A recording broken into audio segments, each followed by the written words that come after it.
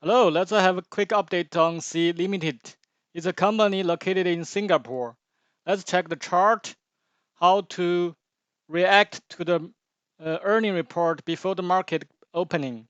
Right now, it's down to 47.6, so it's around here. And if we use the two Fibonacci extension, is to compare the ratio of in platform and out platform. So compare the ratio. So the key point to watch is 47.09.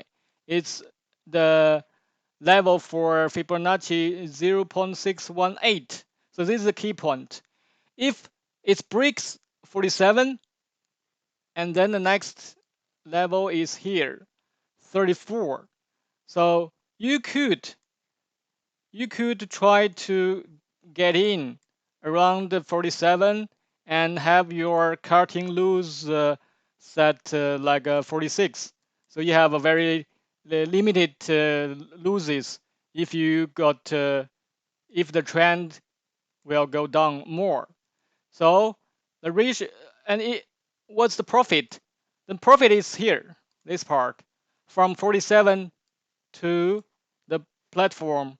Let's check the price here. So 46. So you could take your losses around the 46 and take your profit around 46. So it's quite good winning and lose ratio. All right, that's all.